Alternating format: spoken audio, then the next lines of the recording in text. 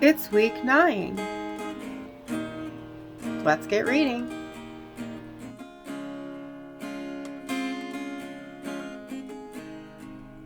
Day 57. Job 38 and 39. Then the Lord answered Job from the whirlwind. He said, "Who is this who obscures my counsel with ignorant words? Get ready to answer me like a man. When I question you, you will inform me. Where were you when I established the earth? Tell me if you have understanding. Who fixed its dimensions? Who stretched a measuring line across it? What supports its foundations? Or who laid its cornerstone while the morning stars sang together and all the sons of God shouted for joy?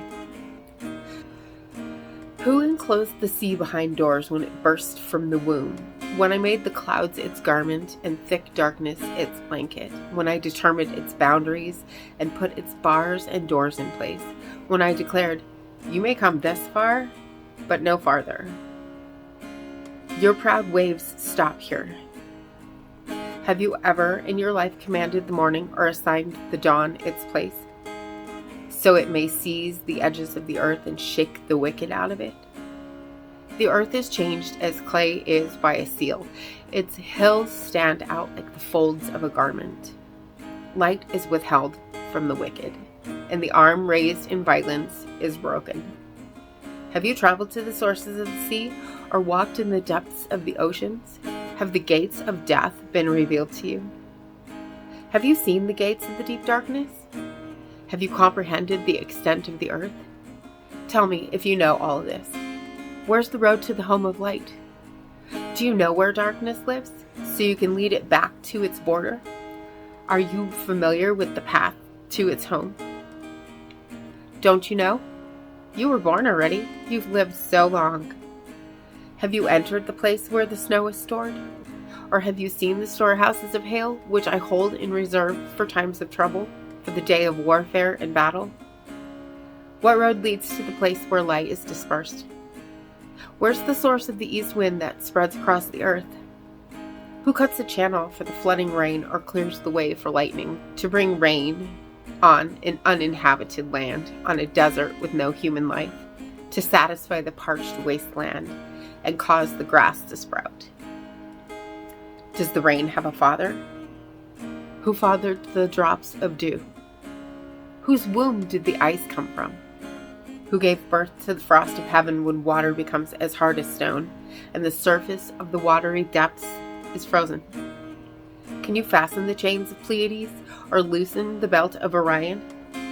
Can you bring out the constellations in their season, and lead the bear and her cubs? Do you know the laws of heaven? Can you impose its authority on earth? Can you command the clouds so that a flood of water covers you? Can you send out lightning bolts and they go? Do they report to you? Here we are. Who put wisdom in the heart, or gave the mind understanding? Who has the wisdom to number the clouds? Or who can tilt the water jars of heaven when the dust hardens like cast metal and the clods of dirt stick together? Can you hunt prey for a lioness, or satisfy the appetite of young lions when they crouch in their dens and lie in wait within their lairs? Who provides the raven's food when its young cry out to God and wander about for lack of food? Do you know when the mountain goats give birth? Have you watched the deer in labor? Can you count the months they are pregnant so you can know the time they give birth? They crouch down to give birth to their young. They deliver their newborn. Their offspring are healthy and grow up in the open field. They leave and do not return. Who set the wild donkey free? Who released the swift donkey from its harness? I made the wilderness its home, and the salty wasteland its dwelling. It scoffs at the noise of the village and never hears the shouts of a driver. It roams the mountains for its pasture land, searching for anything green. Would the wild ox be willing to serve you? Would it spend the night by your feeding trough? Can you hold the wild ox to a furrow by its harness? Will it plow the valleys behind you? Can you depend on it because its strength is great? Would you leave it to do your hard work? Can you trust the wild ox to harvest your grain and bring it to your threshing floor? The wings of the ostrich flap joyfully, but are her feathers and plumage like the stork's? She abandons her eggs on the ground and lets them be warmed in the sand. She forgets that a foot may crush them, or that some wild animal may trample them. She treats her young harshly, as if they were not her own, with no fear that her labor may have been in vain. For God has deprived her of wisdom. He has not endowed her with understanding. When she proudly spreads her wings, she laughs at the horse and its rider. Do you give strength to the horse? Do you adorn his neck with a mane? Do you make him leap like a locust? His proud snorting fills one with terror. He paws in the valley and rejoices in his strength. He charges into battle. He laughs at fear since he's afraid of nothing. He does not run from the sword. A quiver rattles at his side along with a flashing spear and a lance. He charges ahead with trembling rage. He cannot stand still at the trumpet's sound. When the trumpet blasts, he snorts defiantly. He smells the battle from a distance. He hears the officers' shouts and the battle cry. Does the hawk take flight by your understanding and spread its wings to the south? Does the eagle soar at your command and make its nest on high? It lives on a cliff where it spends the night. Its stronghold is on a rocky crag. From there it searches for prey. Its eyes penetrate the distance. Its brood gulps down blood, and where the slain are, it is there. Proverbs 27 and 28. Don't boast about tomorrow, for you don't know what a day might bring. Let another praise you, and not your own mouth, a stranger, and not your own lips. A stone is heavy and sand a burden, but aggravation from a fool outweighs them both. Fury is cruel, and anger a flood, but who can withstand jealousy? Better an open remand than concealed love. The wounds of a friend are trustworthy, but the kisses of an enemy are excessive. A person who is full tramples on a honeycomb, but to a hungry person any bitter thing is sweet. A man wandering from his home is like a bird wandering from its nest. Oil and incense bring joy to the heart, and the sweetness of a friend is better than self-counsel. Don't abandon your friend or your father's friend, and don't go to your brother's house in your time of calamity. Better a neighbor nearby than a brother far away. Be wise, my son, and bring my heart joy so that I can answer anyone who taunts me. A sensible person sees danger and takes cover. The inexperienced keep going and are punished. Take his garment, for he has put up security for a stranger. Get collateral if it is for foreigners. If one blesses his neighbor with a loud voice early in the morning, it will be counted as a curse to him. An endless dripping on a rainy day and a nagging wife are alike. The one who controls her controls the wind and grasps oil with his right hand. Iron sharpens iron, and one man sharpens another. Whoever tends a fig tree will eat its fruit, and whoever looks after his master will be honored.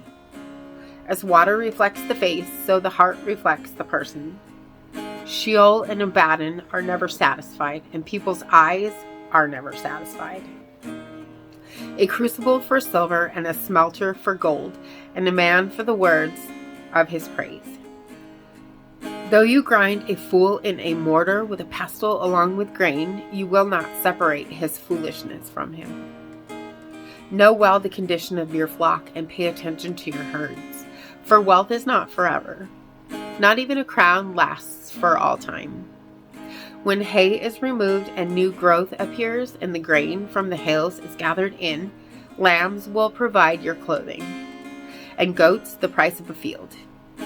There will be enough goat's milk for your food for your household, and nourishment for your female servants.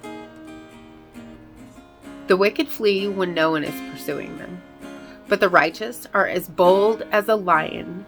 When a land is in rebellion, it has many rulers, but with a discerning and knowledgeable person, it endures. A destitute leader who oppresses the poor is like a driving rain that leaves no food. Those who reject the law praise the wicked, but those who keep the law battle against them. Evil men do not understand justice, but those who seek the Lord understand everything. Better a poor man who lives with integrity than a rich man who distorts right and wrong. A discerning son keeps the law, but a companion of gluttons humiliates his father. Whoever increases his wealth through excessive interest collects it for one who is kind to the poor. Anyone who turns his ear away from hearing the law, even his prayer is detestable.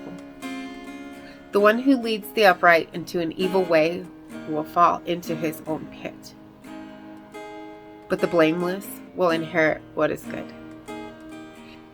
A rich man is wise in his own eyes, but a poor man who has discernment sees through him. When the righteous triumph, there's great rejoicing, but when the wicked come to power, people hide themselves. The one who conceals his sins will not prosper, but whoever confesses and renounces them will find mercy. Happy is the one who is always reverent, but one who hardens his heart falls into trouble. A wicked ruler over a helpless people is like a roaring lion or a charging bear. A leader who lacks understanding is very oppressive, but one who hates dishonest profit prolongs his life. A man burdened by blood guilt will be a fugitive until death. Let no one help him. The one who lives with integrity will be helped, but one who distorts right and wrong will suddenly fall. The one who works his land will have plenty of food, but whoever chases fantasies will have his fill of poverty. A faithful man will have many blessings, but one in a hurry to get rich will not go unpunished. It is not good to show partiality, yet a man may sin for a piece of bread. A greedy man is in a hurry for wealth. He doesn't know that poverty will come to him. One who rebukes a person will later find more favor than one who flatters with his tongue. The one who robs his father or mother and says, "That's no sin," is a companion to a man who destroys. A greedy person provokes conflict, but whoever trusts in the Lord will prosper. The one who trusts in himself is a fool, but one who walks in wisdom will be safe.